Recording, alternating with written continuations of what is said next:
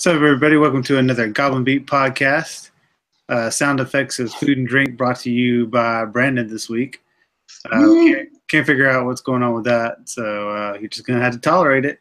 And well, I mean, you don't have to tolerate it, but we'd like for you to tolerate it if you can. We are not going to be playing Curse of Strahd this week. Jesse's out. Good to be back from Brandon. There we go. Yeah, good job, Brandon. All right. So, like I said, not playing Curse of Strahd. No Jesse. So no Thief. So no Strahd. And I'm not sure what John's doing, but he's going to be joining us tonight while we play our Manticore adventure. It's set in, wait, what is it? Realms of I can't remember. Delta Green. We're doing Delta signs. Delta Green. Sorry. Mine were Illuminati hand signals. Delta Green is just the setting, but the rule set is Delta Green. Is it? Yeah, look at the book. Oh, all right. For some reason, I thought it was Call of Cthulhu or something. Now, well, so originally, Delta Green was a setting for Call of Cthulhu. Yeah. Okay. But, all right. For 6th edition, it still was. Then they did a Kickstarter and created their own game, their own version of the rules, which are I did not know that. Mind. So that's news to me.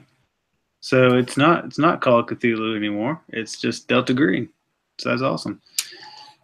As I said, we got John joining us tonight. He's playing Dr. Lindsay Holt, who is incognito as Alan Cohen. Maybe he sings songs. I'm not sure. No, that's Leonard Cohen. Sorry. And then we got Brandon joining us tonight. He'll be playing Agent Kevin Spiner, not Brent Spiner. And his AKA is Jeff Smith. Pretty sure, isn't it the guy who wrote the comic book Bone? Could be. Anyway. And then you got me playing Dr. Commander Allen, Myron Allen, who will be showing up at some point, AKA as Johnny Corso, because I just thought that sounded like a cool 80s action name, Johnny Corso. Is it Commander Doctor or Doctor Commander? Like, what's the correct order? It's Commander Doctor. Yeah. Myron Allen. Yeah.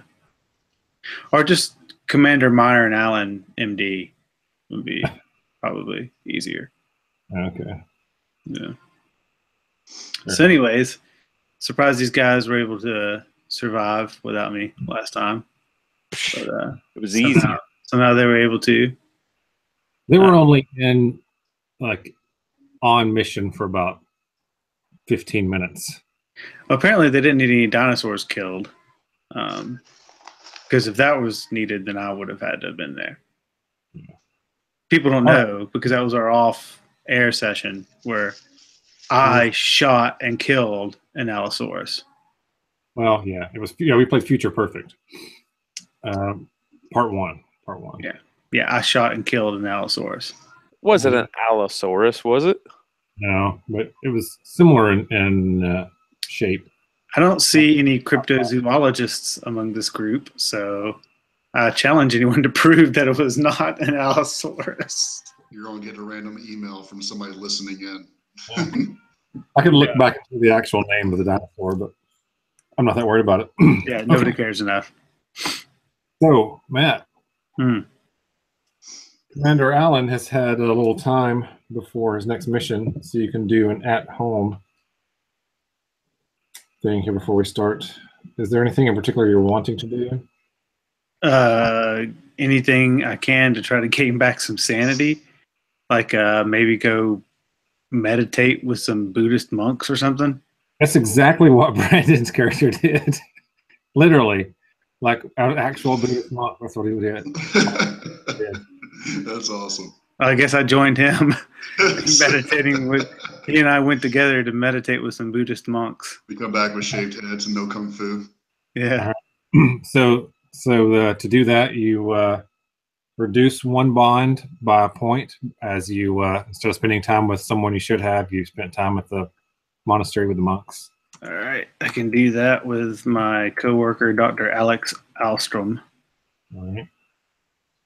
So he's a little miffed that you're not going with him to some conference or something. Yeah, some weekend conference retreat thing in Vegas. Yeah. Then make a sand test. Make a sand check. All right. And don't critically fail that. Oh, we failed. What? You failed. You failed it, right? I don't know. Is that normal? Is that what am I looking at here? This chart's hard to read. Yeah, you can get John to help you set up your own thing for it. His doesn't look like that. But yeah, normal is what you're looking at. So you rolled an 89 and your sand was at 50. Man. I actually changed mine to look like that so that they would all be the same. Oh, really? Yeah. Dang it. Okay, so you spend the time there, but you don't actually. Why'd you want it 2 more times? I just wanted to see how many times I had to roll before I would actually succeed. Okay. In general, you're gonna succeed half the time, I guess, with a 50. Yeah, and statistics and whatnot. Yeah, but anyway, so you spend the whole time there, but you don't get it too into it. You don't actually shave your head. You just wear a bald cap, and it's the monks kind of shake their heads at you. They don't speak. They just kind of chant in a somewhat miffed fashion in your direction. Sometimes you just don't really get anything out of it. Monks. Yeah, that's super lame, man. Spiner like seems like he really gets into it, and he seems like he's doing well, but you just can't stop thinking about that dinosaur's face. Like you keep imagining its breath on the back of your neck, and you just don't gain any sandbag for some reason. Story of my adventure so far. Could gain any sanity back last time either. I thought I hope you did. Okay, so anyway, so it's a Tuesday morning, about 11 a.m. I think, and I can't remember what month it was, April or something like that. What's Commander Myron Allen, MD, doing? Reviewing some charts. Just by yourself in an office, or? Yeah. Okay, that's fair. Okay, so you're sitting there reviewing some charts. What are you looking at? Hospital or? Yeah. The hospital in DC. Okay. All right. So you're sitting there doing that. Not much going on. Maybe I guess a nurse comes in to check and see if you've got the charts done, so she can do something with them. Are you done with them yet, you think? Yeah, I'm finished with them. Take them away. All right. Right when you say that, you look at your clock. It's 11 a.m. and you start screaming top of your lungs as loud as you possibly can, just in complete and utter terror. Okay. That's weird. Make a sand check. I'm just sitting here, man. You're sitting there screaming at the top of your lungs. That's the way I feel every time I have to do a sand check. I didn't even do anything. I haven't even done anything. Oh, wow. Roll it. I failed. Okay. You do a D6. Do you want me to roll it, or you want to roll it? I guess I'll roll it. It's terrible, man. 2. All right. So you lose 2. So that's not temporary insanity. You don't have a break point, do you? No. Okay. Don't understand why I have to start the adventure this way. Hey, holy crap! Did none of those changes I make save?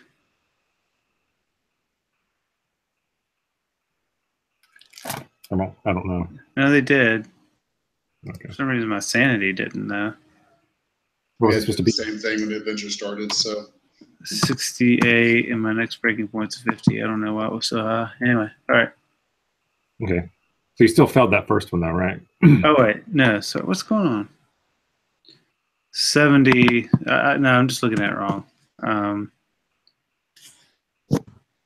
Yeah, it's fine. I still failed. Okay. All right, so you lose 2.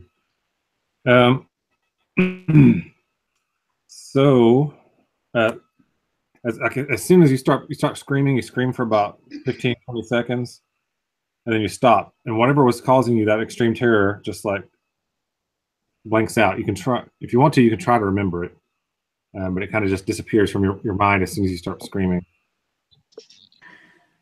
I guess I'll try to remember it. Jesus. All right. So, This all sounds so familiar to me. yeah. All right, make another sand test. Are you serious? Yep. 97. That is a failure. All right, roll a d4.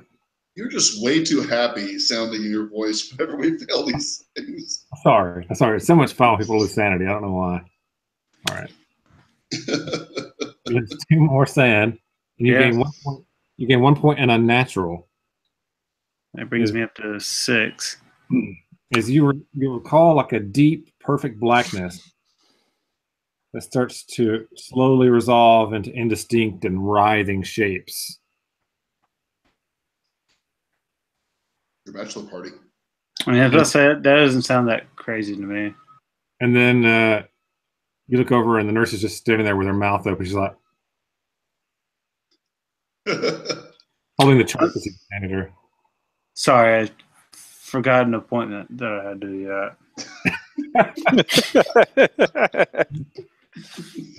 What's your persuasion? It's a really bad appointment. You should see the patient. 42. You want me to roll it? I had to have a colonoscopy. Yeah. I have a few patients like that I want to do that before their sessions, so I get it. Oh, I mean, of course, I succeeded on that. Of course. Okay. The thing that doesn't actually matter. You succeeded on the colonoscopy? Yeah. Says, well, it could matter. It could matter later on. She says, "Oh, well, I hate it when I miss an appointment." Okay, well, hope you're okay, doctor. She turns around and walks away. She seems like she buys it, but she's still a little stunned.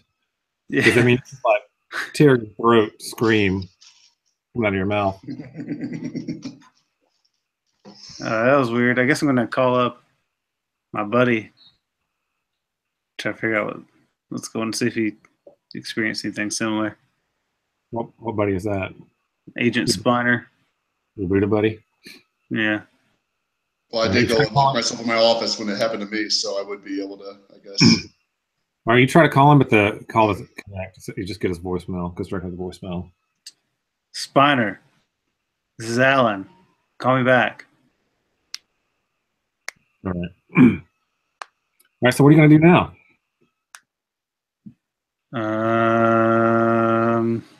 Go back to working, or?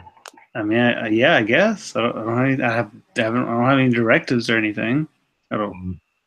He's my point of contact. That's true. So. Well, all right. You go back to work. I guess you're a little confused, right? Yeah, super confused. Okay, so go back to less sane, less than 50% sane now. You go back to doing your work. About an hour later, like right at noon, you get a message on your phone that's basically whatever your code is to let you know that there's a Delta Green operation you need to be a part of.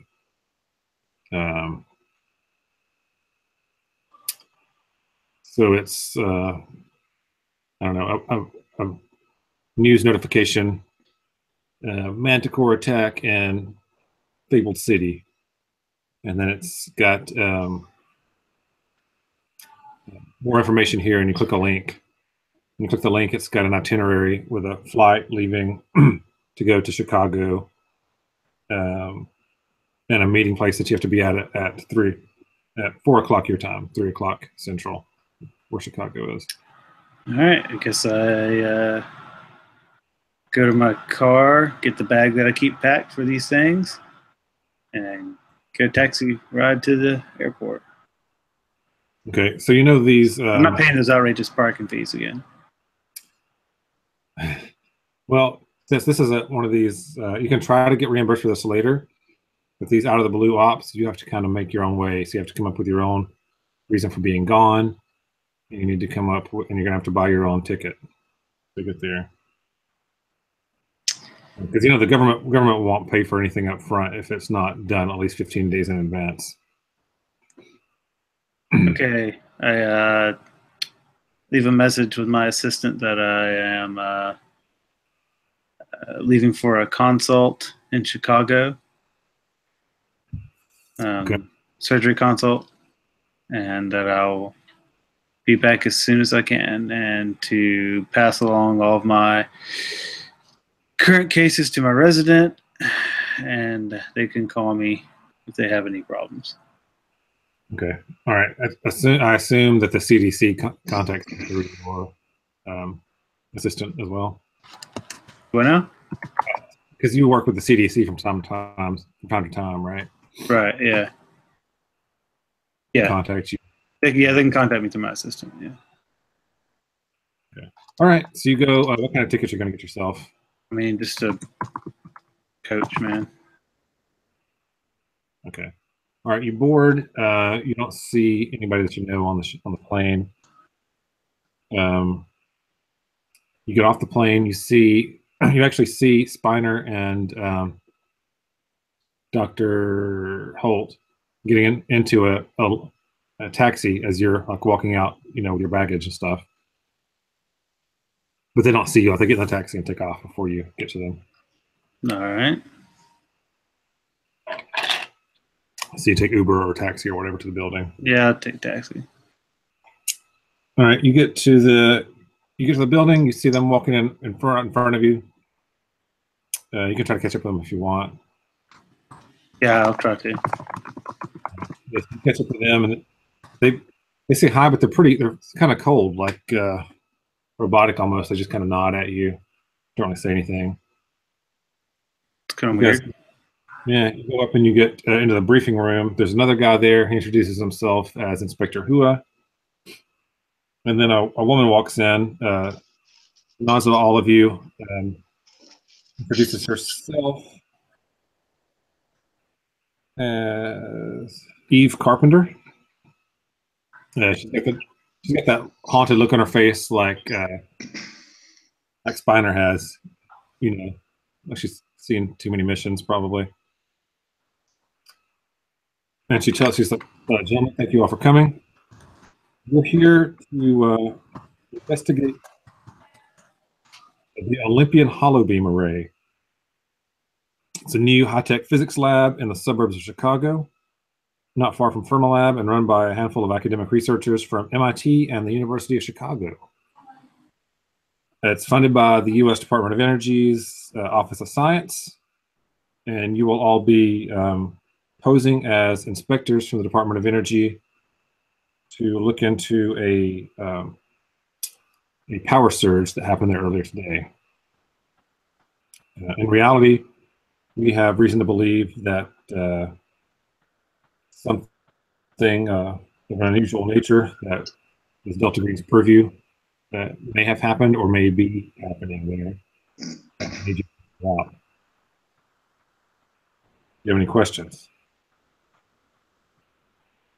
No. All right. Well, the name of the company that's mostly behind this is Olympia Advances Incorporated. You can check their website if you want. It takes an hour to get there. We have a DOE vehicle for you to use on your way there.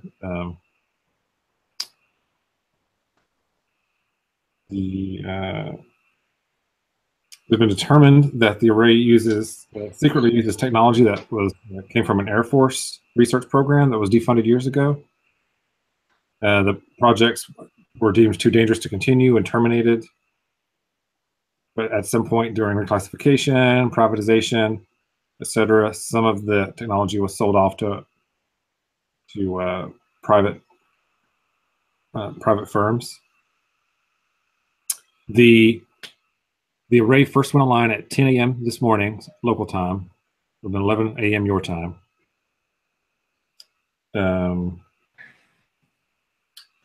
Since that time, there's been a couple of anomalies that have occurred there, including the power surge. So that's one thing there.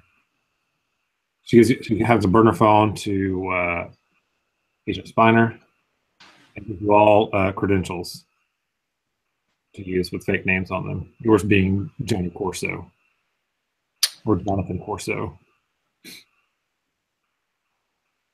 I like to be called Johnny.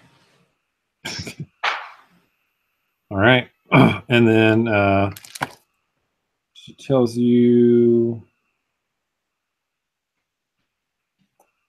let's see.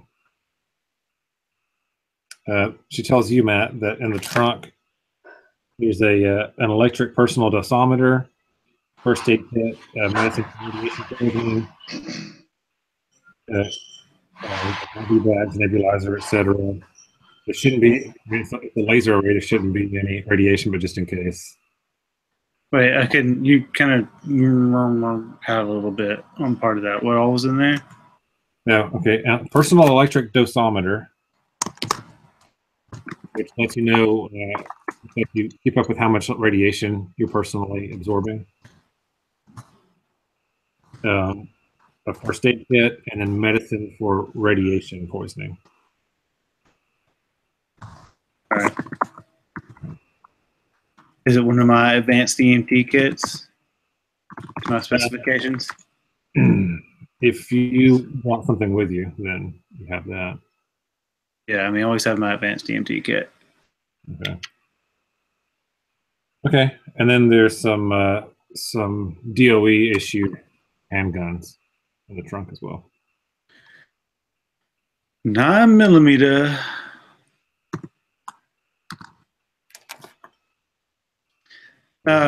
Quick question before we get going. Anybody else had any visions of overwhelming darkness leading to uncontrollable screaming? Everyone's going to shake their head. No? Nobody? Everyone's Okay. what? All right. The you said these guys are here, right? Jonathan and yeah, their guys? Yeah. They say no? Nobody? No? Shake their heads at you. Okay. All right. So the drive there takes an hour. It's 1600 when you leave, 1700 when you arrive. Do you want to do anything on the way there, Matt? No, not really. I mean, no. All right. At some point, sleep, I guess. At some point, Dr. Holt turns around and explains a bunch of stuff about that he's found about these people to everyone. Here's an org chart. You can click on the magnification thing in the middle of that and see that's all the people that work there and who's in charge of who, kind of thing. And then he also found backgrounds on everyone, so you can see that.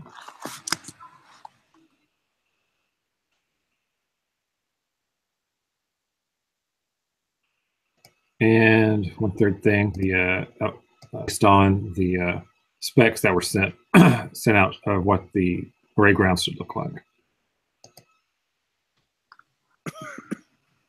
All right. So there's a bunch of stuff we look at.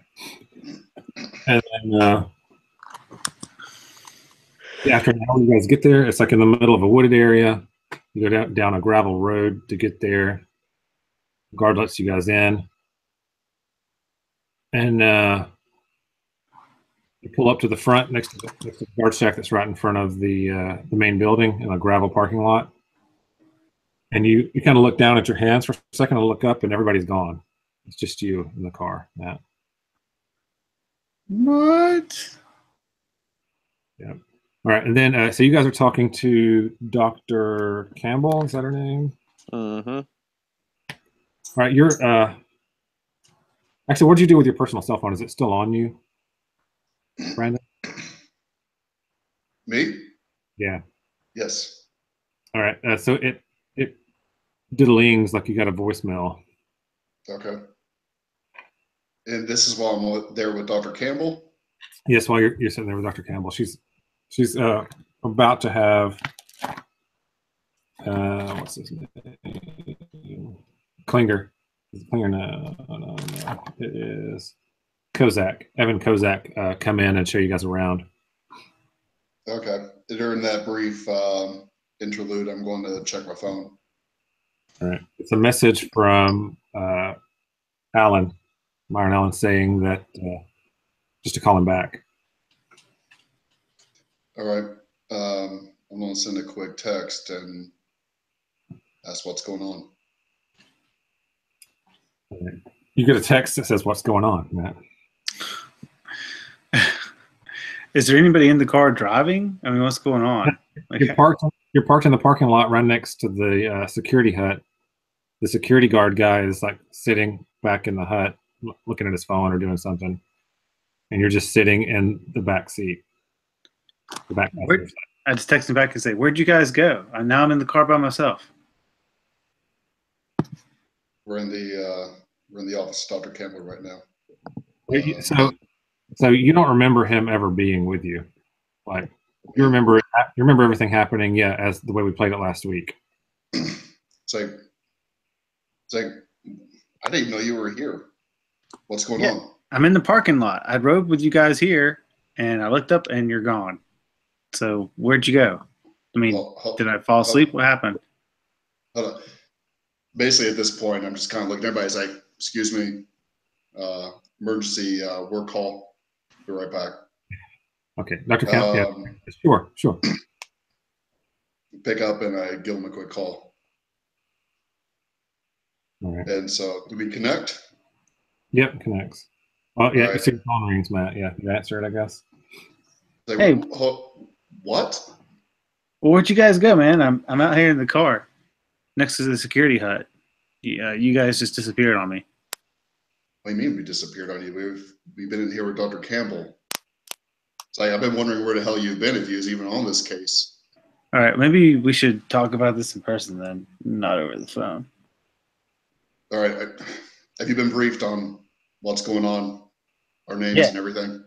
Yeah, I was there. Shit. All right, get in here. We got to talk. All right.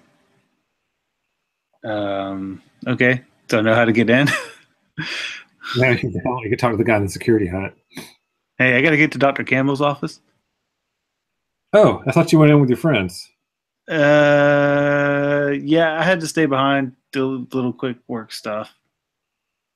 Okay, you're Corso, right? Yeah. Checks his book and said, "Yeah, I signed you in." Okay, yep, just right behind here. I'll walk you in. All right, thanks. Yeah, he gets up. So you know from his background info that he's ex-Army Rangers. This is Mr. Sang? No? Henry Gonzalez? Yes. Yeah. He is the Olympian Hollow Beam Array Guard, age 47, no criminal record. Yeah. Super fit, in his 40s somewhere. Looks like he could probably kill you with one hand. All right. So you ex-military? Yes, sir. Army Rangers.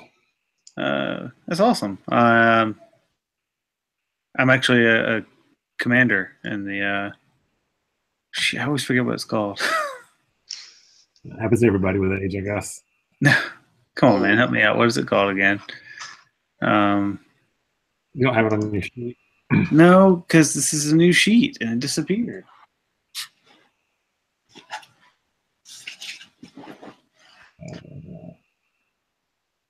Oh yeah, you don't have your employer on there. It's the National Institutes of Health, but something else. Yeah. The Medical Corps? Yeah. Yeah, I'm in the medical corps. I was a Army officer, actually. It's the U.S. Public Health Service Commission Corps. Yeah. Yeah, I'm in the U.S. Public Health Service Commission Corps. I was a Army officer, though, before that. Nice to meet you. Thanks your hand. You too? He takes you into the main entrance right here, which I guess Spiner is going to meet you there. Yeah, yeah. Yeah. Sorry. All right, I'll stick you both in there. Yeah. So Alan walks in with a DOE badge on and everything next to the guy make a sand test. Me? Yeah. Damn it. All right. Let's see. All right, I'm gonna click the little dice beside it, so hopefully it's actually coded correctly.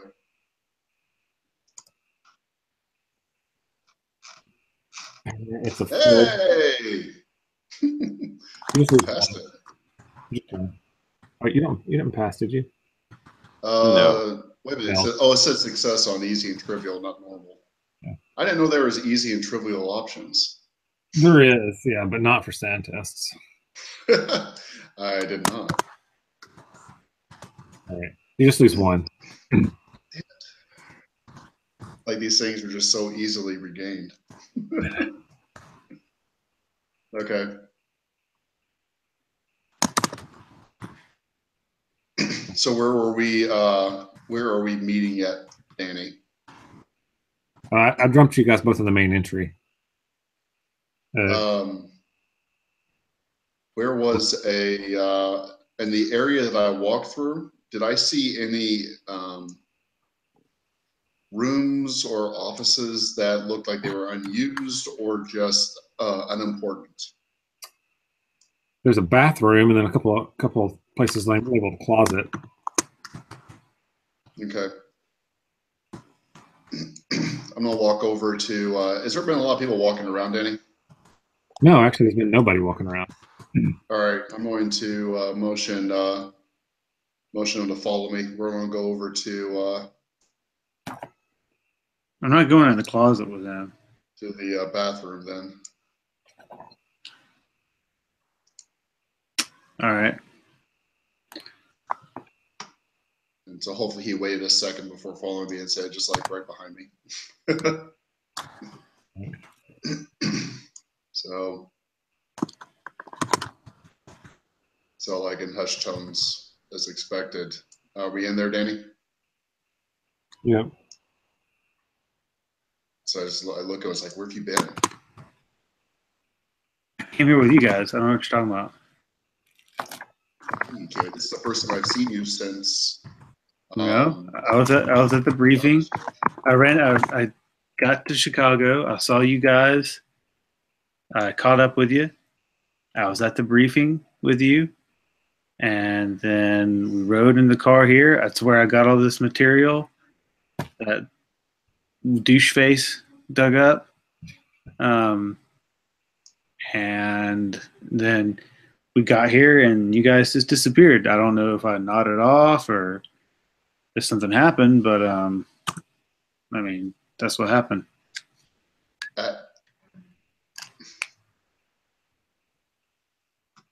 Okay, right now I'm kind of at a loss because I have not seen you in months. This is literally the first time I have seen you since we capped that dinosaur thing. So, well, I don't know what to tell you, man. I mean, that's what happened. I'm kind of questioning myself here at this point. Like did we talk? Did we have any conversations? You gotta help me out here, man, because I'm starting to question my own issues right now. You guys went to the Buddhist monastery thing together. Oh, we did. Oh, we did go to the same one. Okay, so that's the last time I saw you. Like I haven't seen you on this mission. So, I mean, I don't know. I don't know why you're saying that. Has anything weird happened? Anything else weird happen? I had a vision of pure darkness, which then broke apart into undecipherable shapes and made me Oh. scream uncontrollably. Okay, wait, hold on. When did that happen? About 15 minutes before I got my text to get here. So what? Yesterday? Wait, No. or it was earlier today? It was 11 a.m. Yeah. Yeah, around 11 a.m. this morning. So Danny, did that correspond to mine? Yeah, it's the exact same time. Yeah. Okay. About that same time, I was in the field office and I lost my shit. Same thing. Huh. I haven't talked to Holt yet. I didn't want to say anything to him. Like, I don't know the guy well enough. Still don't fully trust him, so I didn't say anything about it. But for all I know, he may know something I don't know. But something's not right now. No kidding, because you're saying I haven't been here, and I was there. I mean, I clearly remember it. I was there, and then all of a sudden, you guys were gone. But I mean, I guess I'm here now, so let's not think about it too much. It may have something to do with what's going on here. All right, we'll have to check in with him later and see what he knows. But all right, we just got done talking to Dr. Campbell. She's going to bring another guy in. We should be good to go from here. Okay, all right. Well, I'll come back in there with you. We'll just explain that I was running late. Okay. All right. I'll follow you. All right, so go back out and go back to Campbell's office. Okay. All right. So you walk back in, and Dr. Campbell says, "Oh, is this the fourth member of your team?" Yeah, this is Mr. Corso. Yeah, Johnny Corso. What does Holt think when Alan walks in? Just very confused. I'm like, where did you come from? But I don't want to say anything in front of Campbell, so I just kind of, I don't know, make a frowny face, but don't say anything. Okay. All right. Hua doesn't seem perturbed. He just kind of looks over at Corso and looks back. He says, "So, were you going to show us around?" She says, "Well, I'm very busy. We're still going over the results from this morning that we got from the array. I was going to have one of our engineers show you around and get you anything you need. Just we're perfectly happy to help. We just want to get this figured out as quickly as possible so that we can get back to doing the work the government wants us to do." We're right there with you. We got plans for this this week and cut up and stuff too, so we just want to get this over with. Wonderful. Okay. So, Dr. Campbell, I know that the machine was only on for a brief period of time, but did you see anything promising so far? Well, I mean, it's back on now, and we have gotten a lot of data. But it'll take time for us, to really review it and make sense and start to make sense of what we discovered. Okay. So Danny, while this is going on, like, kind of do like a human check to kind of like, is she bullshitting? Yeah. So what's y'all's human at? Mine is at 61. Okay. She's lying. Okay. You don't have to, John. What's that? What's your human skill at? Mine's only at 30. Okay. Yeah. Sounds good to you.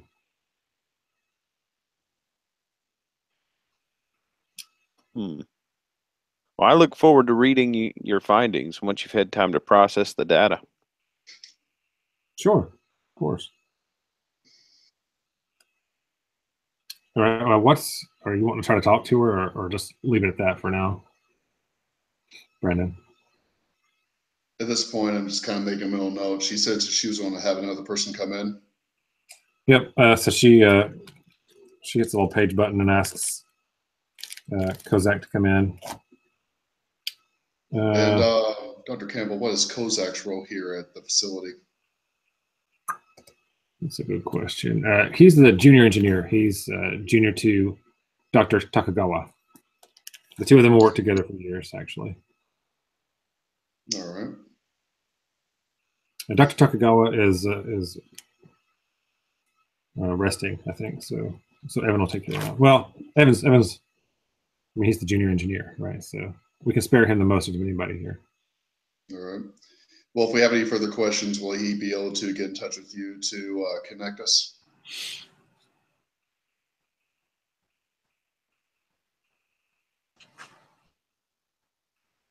All right. Did you hear me So say that? you got and. Brandon was asking. Okay, was I just ignored, or did you not hear me? No, I didn't hear anything. You went robotic for me, and then there was nothing. Okay, can you hear me now? Yeah. Okay. I asked if does he have access to get in touch with you if we have any further questions?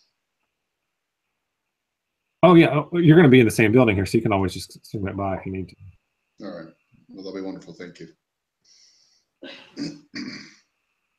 I was sitting there thinking, like, okay, she's ignoring me. What do I need to do from here? Sorry. All right. So Kozak walks in. Like I said, he's the junior engineer. He's a guy. He's a Caucasian guy, about 42. He got nervous eyes, whatever that means. Oh man, I hope he doesn't have that like condition where they flip back and forth like that one actor does. No. No. You guys know which guy I'm talking about? Yeah. Steve Buscemi. No. It's the big guy. He was in that movie with John Cusack where they were all different personalities trapped inside of his head, and it's killing them off. Oh, I know you're talking about. Gosh, who was that guy? Yeah, I don't know. Anyway, he was on Stranger Things this season 2. It's not that, right? To say I'm Evan. You guys are from the DOE, right? Yes. All right. He shakes all your hands. Says, "I don't shake hands." Okay, fair enough. Yeah, he's. I'm the junior engineer. Yep. So most of my time is spent either in the lab or the atrium with the laser array.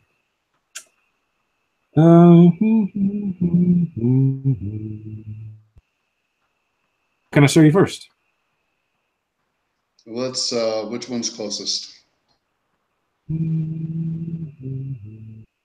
What?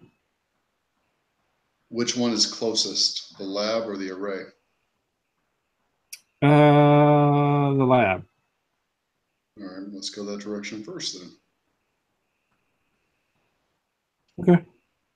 Are you guys? Is anything going on with my microphone right now?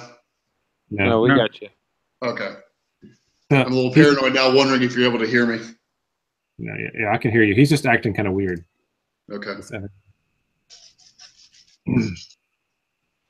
Okay, yeah. So you want to go to the workshop? Let's go. No, we were going to the lab. Okay, come on. Yeah, why did you say workshop? No, that was my fault. That was okay. Okay. This guy's just messing with us. All right, so yeah, he turns around and the lab is right next door, so he just opens the door and says, "Here's the lab." Is there anybody in there? Yes. You see a. Where is the description of the rooms?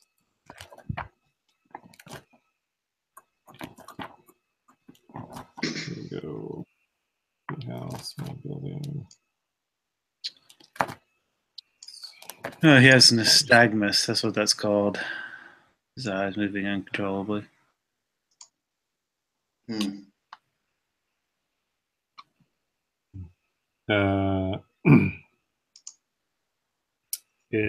me see what the personnel thing says here. Handouts. So I can't remember if this person had a PhD or not. Okay, now. All right. You see a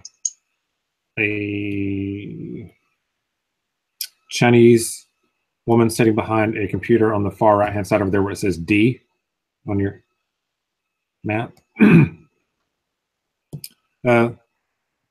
This is Yingfei. Yingfei, these are the men from the DOE that are here to inspect everything. She just kind of like half looks up from her monitor and waves. Hi. Hello. So here, D is the one that works. Yingfei is the one that works with D, our computer. And in here in the lab, we have all the monitoring equipment for the array. And D, our personal supercomputer, is the one that processes those results. Yes, I've heard about D. Oh, really? Is she performing well? D's nuts. What? So far, yes. Yeah, very well. Why don't you tell us about the incident earlier? Well, there was, not a lot. There was the flash and power went out. That was at, what was that? Double check. What time did it happen? Online here. If it was 10 a.m. Central Time, I'm going to shit my pants and go home. So the array went online at 10 a.m. And then so that's at that point that we recognize that that's at the same time that we all had that episode, or at least that me and Matt's character did. Yeah. Well, and and when I just glance and look at him. That's what I was going to say. When I see her say that it went online at 10 a.m., I'm kind of looking at the other two for a reaction. I just nod. When I notice that John's character looks at us at the same time, which is kind of slightly raise an eyebrow, not exceptionally noticeably, but just almost kind of like a I don't know, like a group meeting type reaction. Yeah. I'm trying to find what time the power surge happened. You're looking for that, or D is looking for that? I'm looking for it. I can't find anywhere in the notes where it says what time that actually happened. Let's see here.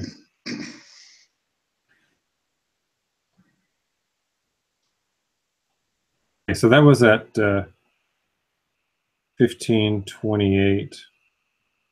So like about 3:30, the power surge happened. Wait a minute. That was about when I got to Chicago, right? When I would have saw them or thought I saw them? Yeah. Yeah. So what was the original question? It was what did he see happen? Yeah, the power went out. That was about it. Were the backups able to keep D online the whole time? D stayed online. The array was down for about 30 minutes. So what happens here at the facility when the array goes down?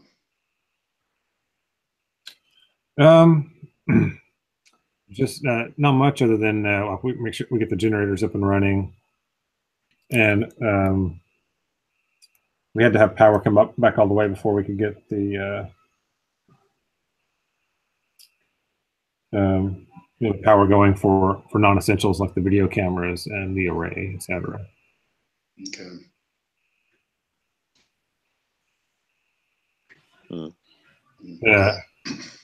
Sang is just kind of ignoring you guys. She's still working on the computer. So who was actually answering us the whole time? Evan. Evan was, okay. How old is Evan? What's that? How old is Evan? He's in his 40s, 42 years old. Okay. So you look around the room. Basically, there's the big table. You can see there's a bunch of monitors. There's the computer terminal for D, where Sang is sitting.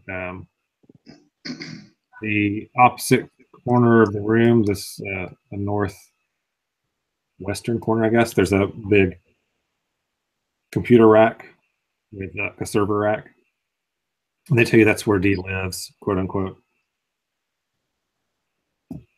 And there's a door with the north that you can leave through to go up to the atrium. So I'm just going to kind of take a look at some of the computer monitors and readouts. Is my character able to make any sense of anything he sees? No, it's a lot of notes, PowerPoint slides. There's one of the monitors has the video feed up for the security cameras, which is a bunch. Pretty much every room has multiple camera angles set up on it. So how long were the security cameras out? They were out about 30 minutes. Well, about 20 minutes. Same amount of time that the actual power was out for the power surge. So from around 3:30 to 4? Yeah, like 10 till 4, something like that. The power came back.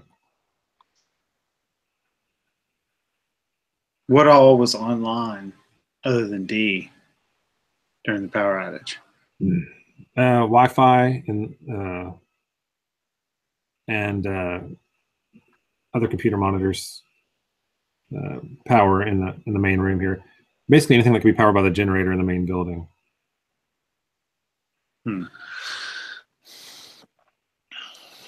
The security protocol is non-essential. It's not. Yeah, it's not connected to the generator for whatever reason. Partially because a lot of the cameras and stuff are not connected to here either, like the gatehouse around the atrium, etc. So the cameras aren't connected to D then? Right. Yeah. D is a completely disconnected system. It's not connected to the internet. It's not connected to anything other than laser array, so that it can process information coming from the readings. Mr. Sang. It's Miss Sang. Miss Sang. Sorry, whatever. Miss Sang. She's very upset with you right now. I called her Mr. Sang? I'm just joking. Happens a lot. It doesn't say on the sheet that it's a male or a female. Ying Fei is a feminine name. I mean, I'll take your word on it. You don't know Chinese. That's not my fault. Also, I have the boot. Both of those things are true. Did you say she has the boot? The boobs. Oh, I think you said she has the boot. I'm going, what the hell's the boot? You know, Das Boot. I command a sub, obviously. And das Booten. Right, so you guys about 30. You guys ended up spending about 30 minutes talking to Campbell, right? So you guys got there at what time? 1700. So it's like 1730. We're doing military time because everything on this thing is military time. I'm going to say you ended up spending about 30 minutes talking to Evan. If while you guys are talking to Evan, somebody wants to talk to Sang at the same time to double up, you can do that. Yeah, I'll talk to Sang. Unless John, is that what you're getting ready to do? Well, I was going to talk to, while he's talking to Sang, I was going to talk to Evan and say, ask him if we can watch the security cam footage leading up to the power surge. Sure, yeah. Let me show you. And immediately after. Yeah, it's important that we rule out any form of corporate sabotage. Okay. So Evan starts giving you a crash course on how to work the security cam software, so you can just kind of do it yourself. It's not complicated. Okay. There's just just got to show you how to work the menus. And while he's showing you that, you can start talking to Sang. And while he's talking to Sang and he's doing that, I'm just like wandering around the room, looking at things. You can talk to Sang as well if you want to, since you were starting to, Matt. I guess. All right. Inspector Hu is going to be backup for Dr. Holt, I guess, to look at security footage. So, Miss Sang, what was Yeah. the status of D during the power surge?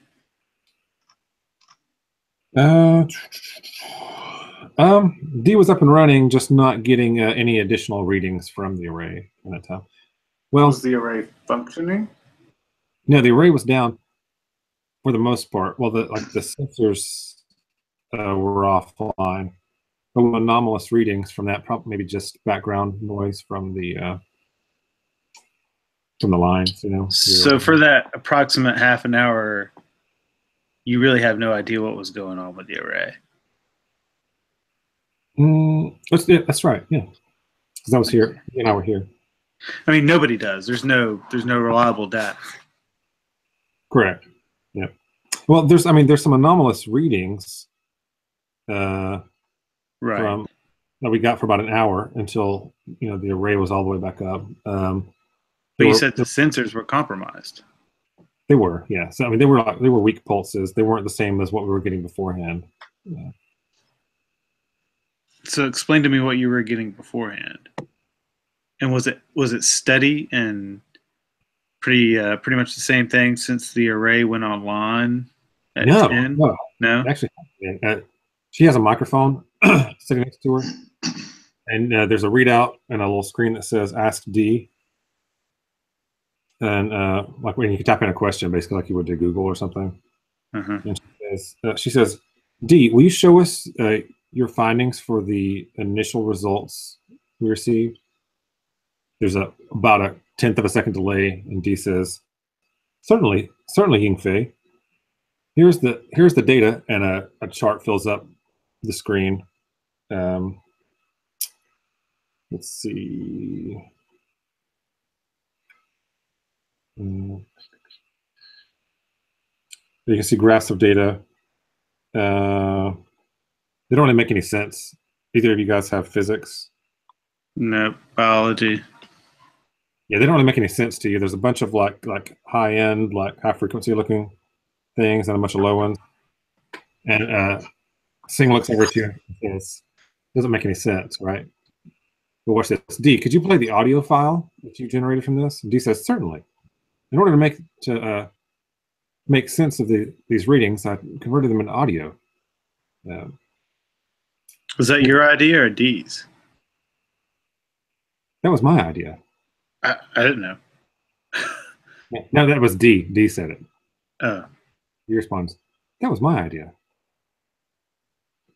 All right, and then some weird music stuff starts going. It's like a strange, eerie series of atonal whistles. There's in various high frequencies, punctuated with like very low pulses that are just like bass, almost like the bottom of your hearing. You can barely hear it. The speakers kind of hum and vibrate a little bit on the table when it happens. But both of you can feel a connection between what you're looking at on the audio and what you're seeing in the graphs. Both of you make sand tests. Damn it.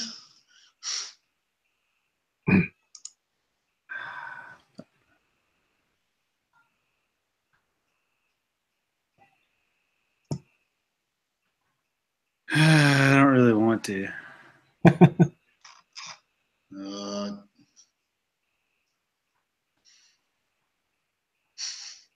No good can come from this. Did you both fail?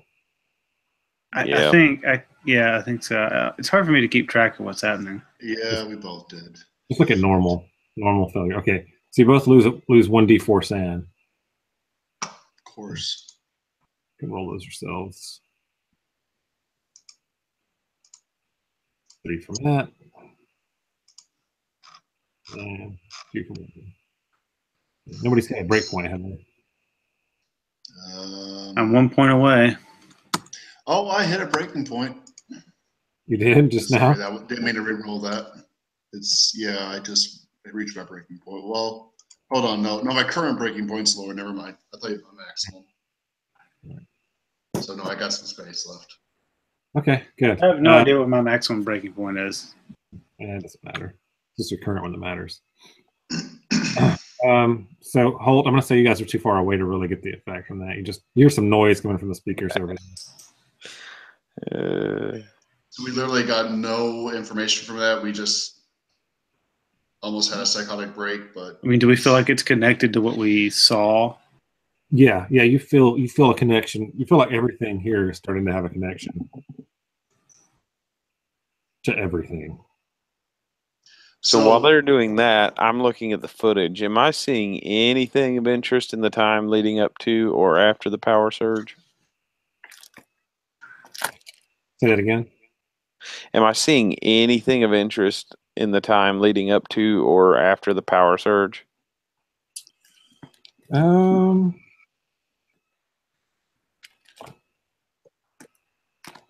see.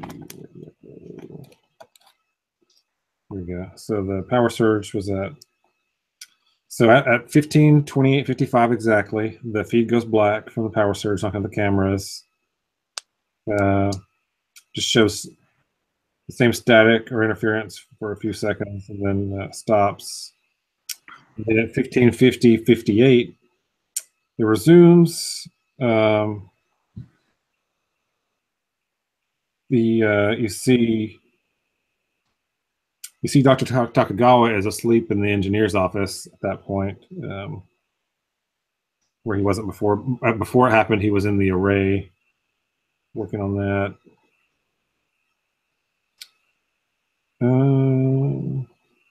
He went to sleep? I mean, that's kind of weird. Yeah. Yeah, while the array was down? That is weird. Danny, can I do another human check on our person here? And is her shortness or disinterest or whatever, is that seem to be more due to her being busy with her work, or does she look like she's just trying to not be involved and distance herself due to the uncomfortableness? Okay. What's your human at? 61, I think. You can tell mainly she's just so interested in working with the computer that she's not really interested in doing anything else. Okay. But you can also tell that she seems like she's nervous, like she's afraid something bad's going to happen. Maybe. Okay. Not that she's acting like she feels that way, other than like just her mannerisms are those of someone who's like afraid something's going to happen. Like you've seen it in battered women and things like that. She's anxious that sudden bad, like that we're going to have a bad situation. I get it. Yeah. That could just be because you got to hear, and she's afraid you're going to shut her down or whatever else. You don't know. I'll look at her and say, "Is this your first time going through one of these inspections?" Yes, and today is the first day the array has come up. So we're all excited when we first got this original data, and now we're all kind of nervous. Yeah. Well, I know these things come every once in a while, and wouldn't worry too much about it. Most of the time, it's just people just needing to get their work done so they can head home for the weekend. So, yeah. Why don't you tell us a little bit about what's the worst thing you've experienced here so far? This whole thing happening. Well, it's the worst and the best because we're getting tons of data. We got the data Dee just showed you at 10 a.m. Then we got more. We got some a little over an hour later, an hour after that, an hour after that. We've got a bunch of data, and it was getting even better and better until the power went out. And since then we have gotten more, but it hasn't been working as well. So I'm concerned about that as well. So with what happened with the power array, what type of extended effects do you think could occur from that outside of like normal power surge? But what do you think that would affect in the general area? The general area, I'm not sure. The thing we're afraid it would affect would be the laser array.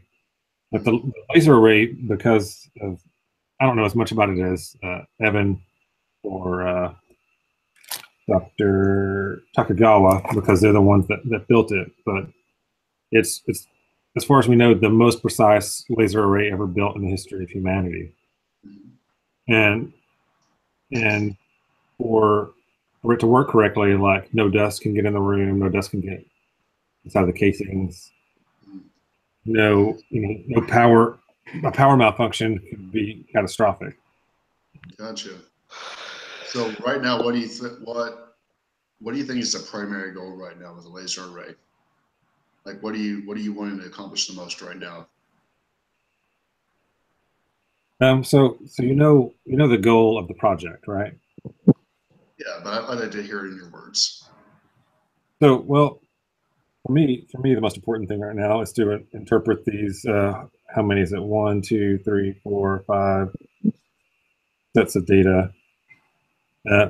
Right then, D interrupts, says, "Excuse me, I'm just now recording a new data set." And you see a new set of graphs come up with a timestamp of 17:40:29. And she gets Singh gets super excited. Singh does. Amazing. So she's like, D, can you list the data pulses? You see a list of times. First one is at 10 a.m. The second one's at 11:05:47. Then at 12:11:34, 13:17, 14:23, and then one happens. A super strong one happens at 15:28:55, right when the power goes out. And then there's two more, 16:34 after power's restored, but much weaker than all the others have been. And then you see the one from right now. It's stronger than before, stronger than the 16:34 one, but not anywhere near where the 15:28 one was when the power surge happened. I asked her, "What do you think is influencing these readings right now when we're having these disruptions?" We don't know. That's D hasn't quite figured that out yet, and from looking at the results, and we don't know either. Other than it could be proof that our theory about holographic reality is correct. Interesting. So, Matt, I don't know if you ever got told what they were trying to prove here. Did you? No, I was just keeping quiet. I was trying not to say anything that would show my ignorance. Yeah, so you suddenly remember from your briefing that basically the whole idea is the laser array is set to be able to detect vibrations in space-time that could potentially signal that all of our perceived reality is a three-dimensional hologram projected on a two-dimensional surface. Oh, no That's big all. deal. Right. Just messing with time and space. Yeah. So at this point, Danny, am I picking up from our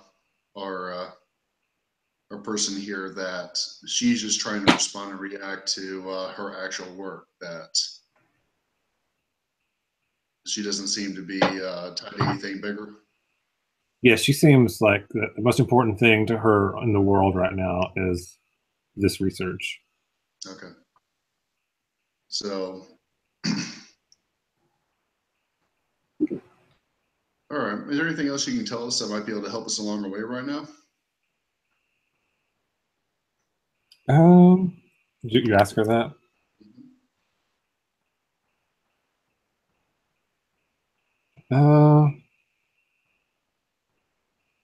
No, I mean the array is still picking up the signals like we just saw. They're just they're coming slightly more rapidly, Okay.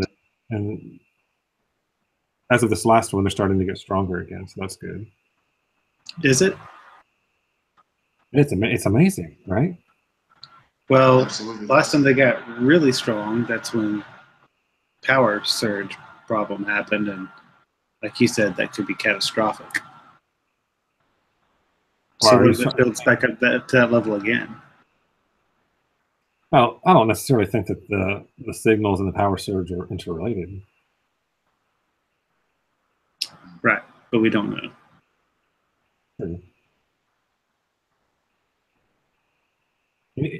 Yeah.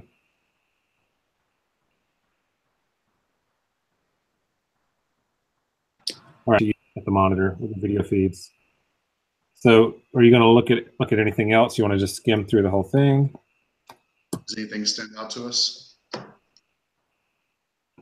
still think it's a little interesting how Dee just kind of jumped in right when we were talking with her, almost like a distraction. So, Yeah. make a note of that. So, Holt, do you want to, or I'm sorry, Alan Cohen, do you want to look through the whole video feed since they're still talking to Dee when you finish looking at that first part? Yeah, I'm kind of intrigued with Takugawa. I'd like to see, like try to watch him on the video feed, see if he does anything else that I think is strange. Okay. Do you want to just start at 10 a.m. when the array went up and just like scroll through, or? Yeah, I'd like to follow his progress. Okay. So you scroll back, and at 10 a.m., like there's up before 10 a.m. there's video feed, right? There's Right. Video feed right at 10 a.m. There's a couple seconds of static, and then it goes back to normal. And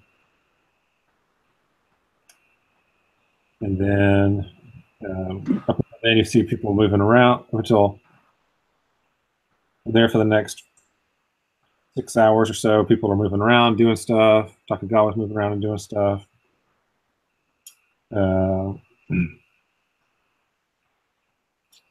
You see more blips at 11:05, 12:11, 13:17, 14:23. And then at 15:28, when the power surge happens, let's see. Yeah. So I'm guessing every one of those blips corresponds to a pulse. Maybe. Let's have to sync up on that one. All right, so Takugawa, he's a fit Japanese man, 60 years old, white hair and beard.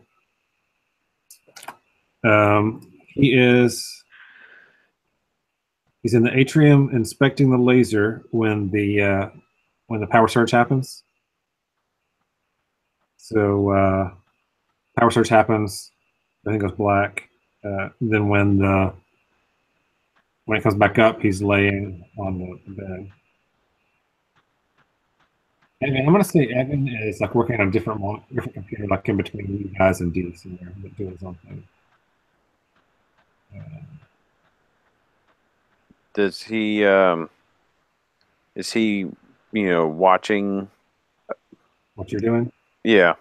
Yeah, he's not paying attention to you. Okay. All right. So basically, he started off in the atrium. Then there was the blackout. When it comes back, he's on the couch. What's he been doing since then? From then until right now, he's on the couch. Doesn't move. Doesn't, like, his foot doesn't shift. Nothing. Yeah, I think we probably need to check that out. Strange how nobody seems to care, or I've noticed. Yeah. So he's there. On the footage, you also notice. Well, make an alert. What's your alertness at? I don't know, but I can roll the check here. I succeeded.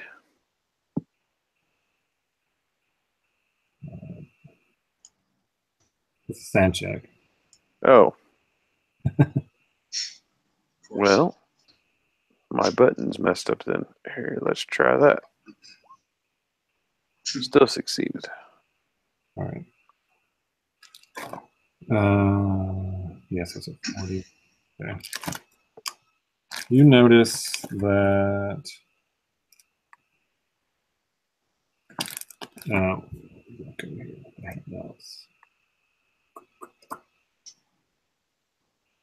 right. So the people that are here today, Dr. Campbell, you can see where she is. Takagawa, Kozak, Sang, the 2 security guards. The janitor isn't here today. Dr. Black's in his office, but you don't see Helen Klinger anywhere. Dr. Klinger anywhere after. What time is it?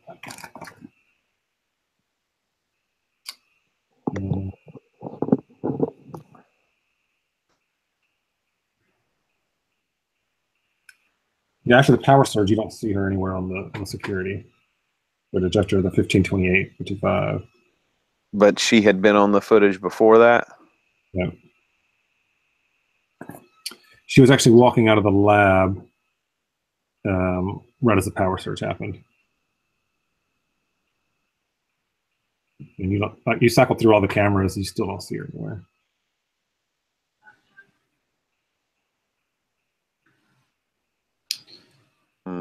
Okay. Hey, D. Yes. What's the meaning of life, the universe, and everything? I will calculate that and get back to you.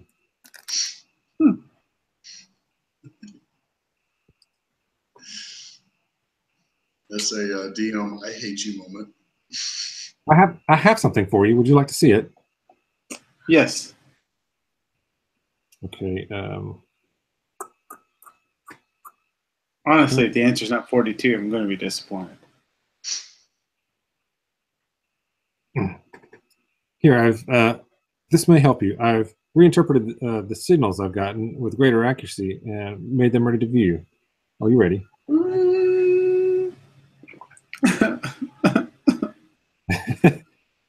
Yeah. Excellent. Okay, so similar things are played as before, but with much more clarity. You feel like the jitters and the echo and the graph are actually becoming part of the music. You feel like something is becoming more clear in your mind. Make a sound test. Of course, things make sense. Sound check.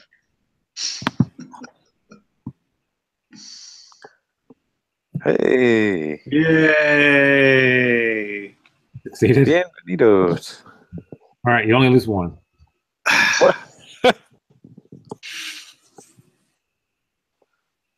Fuck you.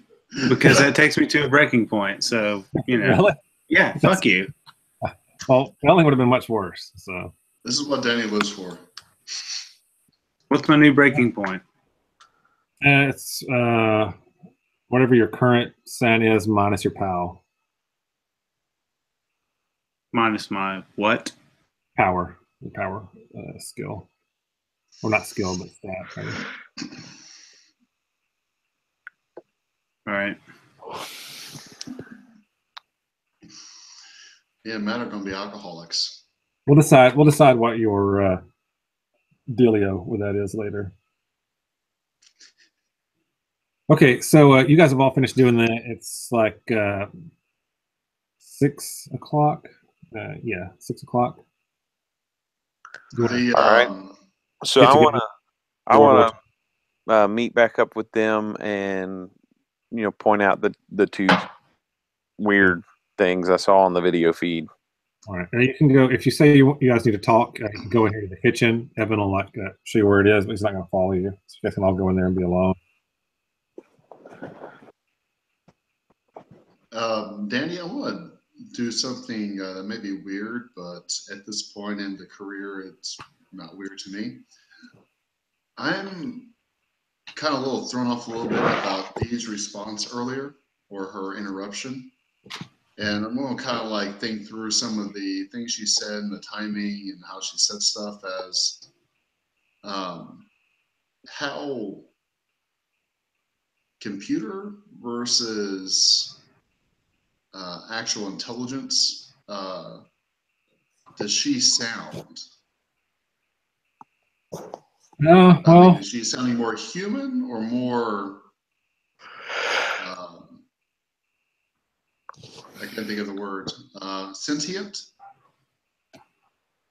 Well, you could do a Turing test on her if you wanted to, but I don't know what kind of skill. What's your unnatural rating at? I was just basing it off of what I've just known from people, but Mine's like a unnatural 6. My unnatural is pretty low, I think. Let's see. Mine's only a 5. It is a 13. Yours is a 13 is not low. Make an awesome like a psychology roll with -40. Oh damn. Okay. So they got 20 then. Oh yeah. Critical fail. Critical failure. Okay. You're pretty sure it's just smart programming, smart and snappy programming. You know? Okay. I'm just impressed, I guess. I mean, you're not an expert in these things, so Okay. you know that there's those Twitter bots that try to get you to send them pictures of yourself with no clothes on. You almost did that once, so. Okay. Spot into it all. Yeah. So, I'm gonna put you guys on. I'm gonna put you guys all in the kitchen. Here. You can chat. Okay. So, assuming you correlate your stories, you do notice that the static on the video feeds correlates with the times that D is getting results back from the array. Nobody has a high computer science, do they? No. No. Let me see what Hua has. I've got an 11. Hua has a 60% computer science. Oh well. He's like legit smart with computers. Yeah, he tells you that there shouldn't be any static. If there was no feed, it should just be black. That doesn't make any sense. And he looks like his brain hurts, like sanity is seeping away when he tells you that. Yeah. I definitely don't listen to that music. That's bad news. If you describe D's behavior to Hua, Me? Yeah. yes, yeah. Okay, he tells you that that's not right, and it looks like more sanity seeps out of his brain. And, I mean, I asked it for the explanation of life, the universe, and everything, and it gave me an answer, which was clarifying the music even more. how did that make you feel? Like I was about to vomit out my asshole. At my ears. Also, the fact that somehow I got here with you guys, but without you guys. That's a little bit fucking with my brain, too. What are you talking about? You were here the whole time. That's Hua. You were sitting next to me. Hua says that? Yeah. They don't think I was here. He doesn't think I was here the whole time. Okay, I look at Hua and I look at Holt. I'm like, And Holt is looking very confused. It's like, I thought you just got here. See? They think I Hua just got again, here. like, no, All this time. is the first time he's been here. He was in the car with us. Yeah, that's what I said, but they don't remember me. Because you weren't there. He was in the briefing with us. Like, Listen, the power outage coincides to when I saw you guys when I was getting out of the airport in Chicago. Okay, something's not right here.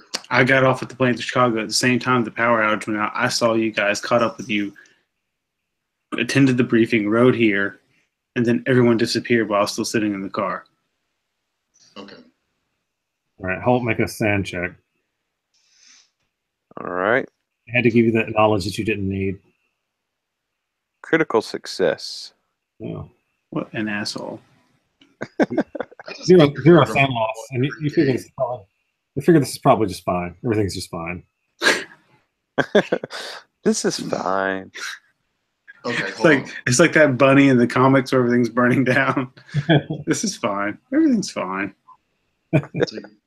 Okay. Something obviously is not right here. You two Well, remember. obviously it has being something to here, do with the we array. don't. Well, it has something to do with the array. we all had a vision of some sort of darkness, some sort of perfect darkness that started disseminating itself into shapes at the same time this thing came online. Did anybody tell you that's what they saw? Yeah. Holt's saying what darkness? I didn't see anything. Okay, hold on. Did you lose your shit and started screaming at this time of the day? Yeah, at around 11 a.m. Eastern time.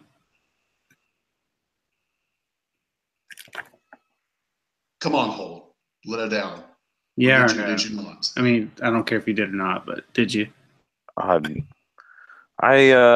was not feeling myself this morning. Look, okay, fine. Can you be upfront? Can you be upfront about it, Holt? For Christ's sake. Fine.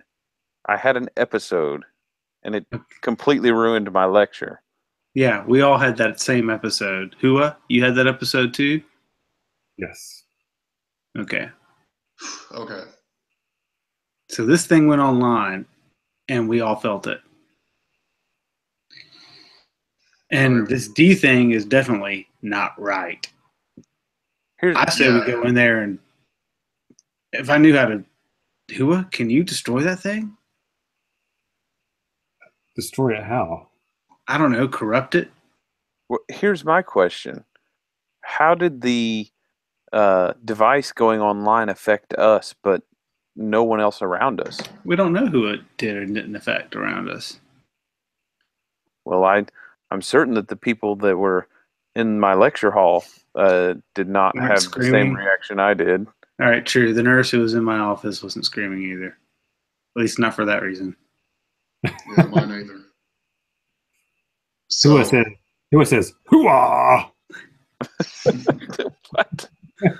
all right. Did we any of us see He became a anything? Marine all of a sudden? He's losing Right. it, man. About that same time, did anybody pick up any information or details that would suggest that somebody else was affected or something else different happened? No.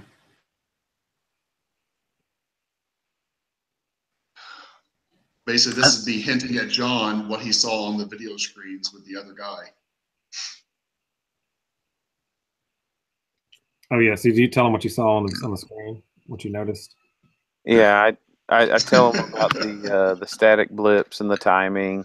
Yeah. Tell him about the people on the video. What was that? That's Elizabeth, I bet. Yes. Okay. Okay. Hello, No, that was- Elizabeth. That was D in the background mocking you. Yeah. She can't hear you, I don't care. and she doesn't care that she can't Tell her hear we you. love her. I don't know her to say that I love her, but I'm sure She's she's awesome. wonderful. She's amazing. She's awesome. Brandon says he loves you, and Matt says he doesn't know you. But I said I'm sure she's wonderful. Could you not leave I that have part to out? add, he's sure that you're wonderful.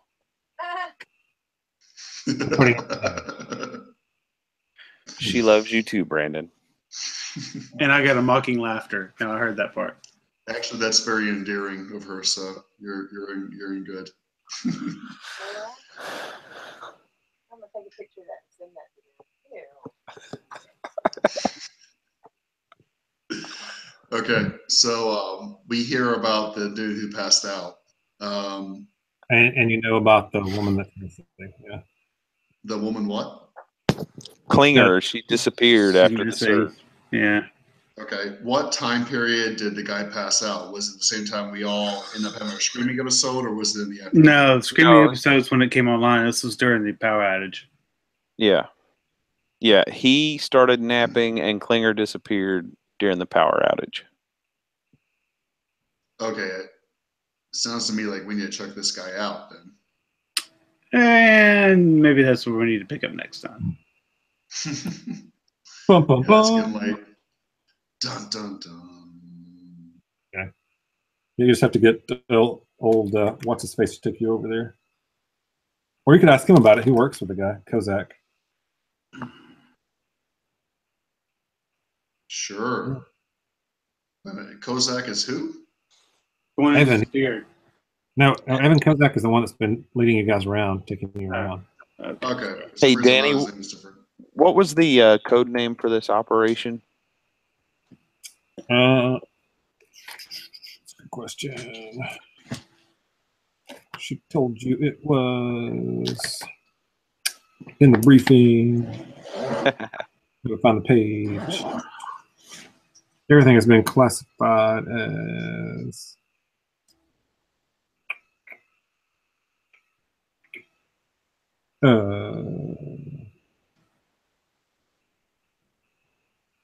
blah blah blah. Cuisinart.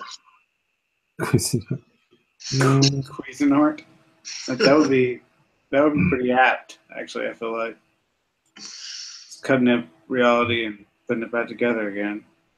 CRISPR, maybe codename CRISPR.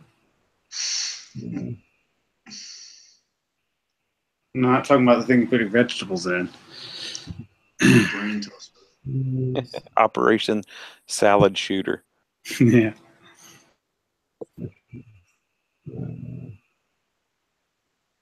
Project Lettuce Dryer. As long as it's not salad. Salad spinner. Salad tosser. We're good. You had to go there. I've been watching too much Archer lately. Sorry. It's Here we go. Classification. It's completely changed my way of thinking. It is classified investigation.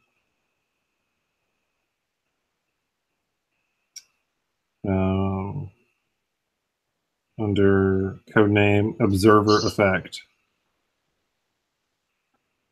Observer Okay. Effect. Okay. Whatever that means. All right. So you guys want to stop there for the night? Yeah, let's probably stop need there. to. All right. So so basically, just FYI, if we play this again and one of you doesn't make it, everybody's going to take sand loss. Okay. That's not fair. I'm about to have a baby. I don't have any control over that whatsoever. Hey, you're going to take sand loss from that too. I hate to tell you. Well, yeah. All right. True enough. But you get a new bond. I've already taken some sand loss from that. You gain a new bond. That's true. All right. Bye, everybody on the internets. Yeah. Bye, internets. Have a good night.